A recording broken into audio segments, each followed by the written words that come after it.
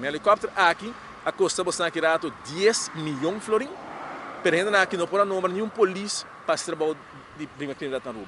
O helicóptero não está solucionando crime. O que está solucionando crime é a polícia. É tempo que uma medida do governo, mas corpo policial completamente demoralizado, está indo na mesma direção, trobe agora aqui não, mas põe mais que 200 polícias na trabalho e a polícia não está trabalhando hoje em dia para procurar, para poder reduzir crime e para prevenir e para brincar a hora que tem crime.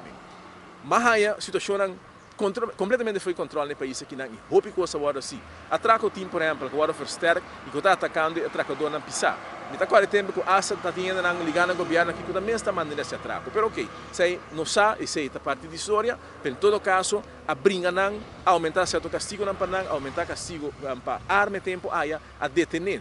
A maioria de não, e agora vai mira, da literatura vou mira, é brincamento de crime, não é castigo só dizer, mas é brincamento, efetividade do poder policial para brincar crime e para procurar a pena que guarda que está fora de circulação, aceita o que está reduzir crime, aceita o que é preventivo. Nenhum helicóptero que está bula 1 hora para dia e que está custando 10 milhões de florins. 10 milhões de florins tirar fora, você tem corpo policial desangrando, esse corpo de branco aqui não está desangrando, você agora na mesa acende não com pif-paf, mas sobre o não tem sangue, para ter sangue, para tudo. Até o helicóptero escondido bom, helicóptero que está parado dentro fresco, seca nos horas na largo, helicóptero por mim, não estava parado dentro nos lugar, nós temos que pagar para aqui dentro, nós temos que pagar para cuidar dele, então essa aqui é de obra, mira que está chega e passa 10 milhões de bisabos na então o governante aqui tem coragem, pudor, de mim para for bisabo tende, e nós estamos orgulhosos, é coisa mais, dele mais melhor para nós a assim, tá é deal aqui com narcotraficante.